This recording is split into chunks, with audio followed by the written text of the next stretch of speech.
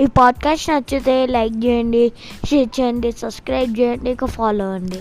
తెలుసా రేయాంష్, నువ్వు లేకున్నా నేను ఒక 2 స్టోరీస్ చెప్పిన రేయాంష్, కానీ అది మన పాడ్కాస్ట్లో విను తర్వాత, ఓకేనా? ఎక్కడ వింటావు? అమెజాన్ మ్యూజిక్లో వస్తుంది తెలుసా.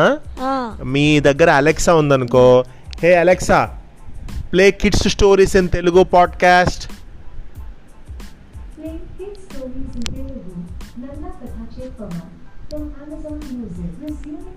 చూసావా, మన అలెక్సా మన పాడ్కాస్ట్ని వినిపిస్తుంది. స్కూల్కి వెళ్ళినా. ఎస్, సరే అలెక్సా స్టాప్. ఓకే సరే, కథ చెప్తాను వినండి.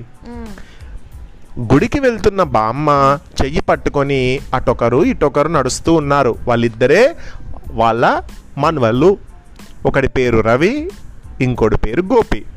వాళ్ళిద్దరూ ఎంతో ప్రేమగా వాళ్ళ బామ్మ చెయ్యి పట్టుకొని వెళ్తూ ఉన్నారు.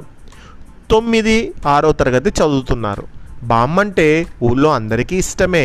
ఆవిడకి తెలియని పద్యం కానీ రాని శ్లోకం కానీ ఉండదని అంటారు. ఒక గుడిసె ముందు నుంచి ముగ్గురు వెళ్తూ ఉంటే 5 ఏళ్ళ అమ్మాయికి అన్నం తినిపిస్తున్న ఒక ఆడ మనిషిని వీళ్ళు చూశారు. అన్నం పళ్ళం పక్కన పెట్టేసి అమ్మాయిని దీవించమని బామ్మ ముందుకు తీసుకొచ్చింది. ఆమె వెంటనే బామ్మ అలాగే చేసింది. ఆ అమ్మాయి బామ్మ కాళ్ళు చుట్టుకొని ముద్దు మాటలతో పాలబువ్వ తింటున్నా అని నోరు చూపించింది. అది పాలబువ్వ కాదని బామ్మ కనిపెట్టేసింది. పాలబువ్వేనా అని అడిగింది అమ్మాయి తల్లిని. మీ దగ్గర అబద్ధం చెప్పలేను, ఇరుగు పొరుగు పిల్లలతో ఆడుతుంటుంటే వాళ్ళు పాలబువ్వ తిన్నామని చెప్పారట. పాప కూడా పాలబువ్వ కావాలని ఏడుస్తుంటే సమయానికి ఇంట్లో పాలు లేకపోవడంతో అన్నంలో చిక్కటి గంజి కలిపాను, తీపి కోసం బెల్లం ముక్క కలిపానమ్మా అంది బామ్మకు వినబడేటట్టు. సాయంత్రం వచ్చావంటే గ్లాసుడు పాలిస్తాను, పాపకు పాలబువ్వ తినిపించు అనేసి బామ్మ ముందుకు నడిచింది. వాళ్ళ మాటలు విన్న గోపి, పాలబువ్వకు గంజన్నానికి తేడా ఏమిటి? అయినా కూడా పాపకు తెలియదు కదా బామ్మ అని అడిగాడు. చిన్న వయసు కదరా, తేడా తెలుసుకోలేనంత అమాయకత్వం ఉంటుంది నిజమే, కానీ పాపం పాలబువ్వ తింటే హాయిగా తింటుంది కదా అని బదులిచ్చింది బామ్మ. గుడి ముందు కొబ్బరికాయల కొట్టు దగ్గరకు వెళ్ళారు ముగ్గురు. అప్పటికి కొట్టు యజమాని లేడు. 10వ తరగతి చదివే అతడి కొడుకున్నాడు. అప్పటికే ఒక భక్తుడు పూజా సామాగ్రి కొనేసి రద్దయిపోయినటువంటి 500 కాగితాన్ని ఆ కుర్రాడికి ఇచ్చాడు. చెల్లని కాగితాన్ని ఇచ్చాడు. దాన్ని గల్లా పెట్టెలో పడేసి మిగతా డబ్బు ఇవ్వబోయాడా కుర్రాడు. జరిగిన మోసం గ్రహించిన బామ్మ ఆ కుర్రాడిని హెచ్చరించింది. ఒరేయ్ నాయనా, మీ నాన్న లేరా అని అడిగింది. లేరు బామ్మ, ఎందుకు? అరే నీకు ఇచ్చిన కాగితం చెల్లదురా అని చెప్పింది బామ్మ.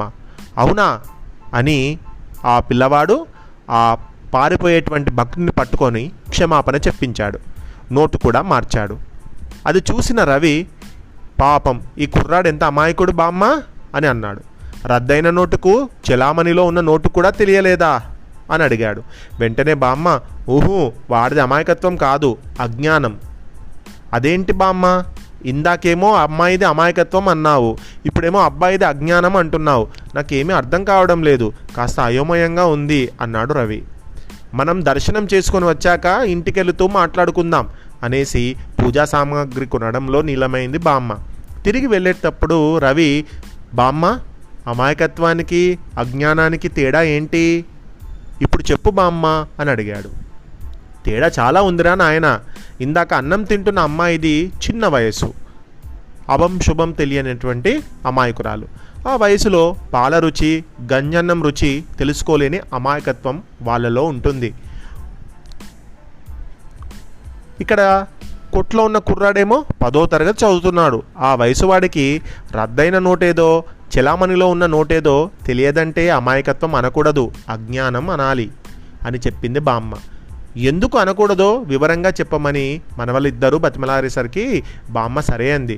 మ్యాజిక్ షోలలో మెజిషియన్ డబ్బు నోటును సృష్టించడం చూసే ఉంటారు కదా, అలా సృష్టిస్తున్న అతడి టాలెంట్ చూసి ఆనందించడం అమాయకత్వం.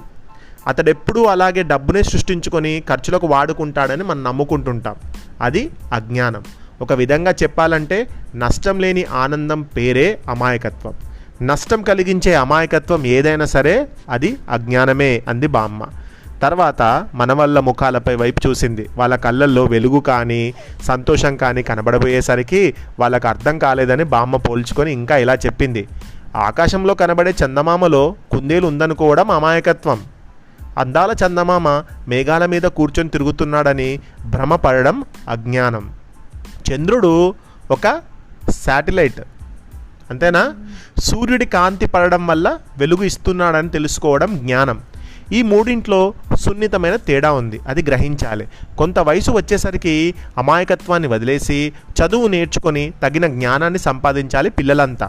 దాంతోపాటు లోకజ్ఞానం కూడా పెంచుకోవాలి. లేకపోతే చిన్న వయసు పిల్లల అమాయకత్వానికి మురిసిపోయి ముద్దు చేసే వాళ్ళే పెద్దవుతున్న కొద్దీ ఏంటి పిల్లవాడు ఇంత తెలివిలేనివాడుగా ఉన్నాడా అని అవహేళన చేస్తారు. చిన్న వయసులో మాత్రమే ఆనందించి వదిలివేయాలి, లేకపోతే వయసు వచ్చాక అదే అజ్ఞానంగా మారిపోతుంది. అందుకే టెక్స్ట్ బుక్స్లో ఉన్న విషయంతో పాటు లోకజ్ఞానం కూడా పెంచుకునేలా చాలా పుస్తకాలు చదవాలి, కథలు చదవాలి. తెలియనివి అమ్మా నాన్నను గురువులను అడిగి తెలుసుకోవాలి అంది బామ్మ. నువ్వు చెప్పినట్టే పుస్తకాలు చదువుతాం, జ్ఞానం పెంచుకుంటాం, అజ్ఞానాన్ని దూరం చేసుకొని తెలివితో ప్రవర్తిస్తాం అన్నారు రవి, గోపి ఒకేసారి. మనవలిద్దరినీ మనస్ఫూర్తిగా దీవించింది బామ్మ. ఈ కథలో తెలిసేటువంటి విషయం ఏంటి? చిన్నప్పుడు అమాయకత్వం ఉంటే ఓకే, ఎందుకంటే తెలిసి తెలియని వయసు కాబట్టి. కానీ పెద్దయిన కొద్దీ అదే అమాయకత్వంగా ఉంటే అందరూ మనను అవహేళన చేస్తారు. చిన్నప్పుడు ముద్దుగా అనిపిస్తుంది అమాయకత్వం, గారు ఎంత అమాయకంగా మాట్లాడుతున్నాడు అని చెప్పి. కానీ పెద్దగైనాక కూడా మనం ఏం నాలెడ్జ్ పెంచుకోకుండా అలాగే చిన్నప్పుడున్న నాలెడ్జ్లోనే మనం బతికేస్తే కష్టం. మరి మన నాలెడ్జ్ పెరగాలంటే ఏం చేయాలి? మనము మంచి మంచి పుస్తకాలు చదవాలి, తెలియని విషయాలు పెద్దవాళ్ళతో అడిగి తెలుసుకోవాలి, అట్లా నాలెడ్జ్ని గెయిన్ చేసుకోవాలి. మరి ఇంతటి చక్కటి కథ ఓకే రాసిన వారు ఎవరంటే నారంశెట్టి ఉమామహేశ్వరరావు గారు. బాగా చెప్పిండ్రు కదా ఈ కథలో.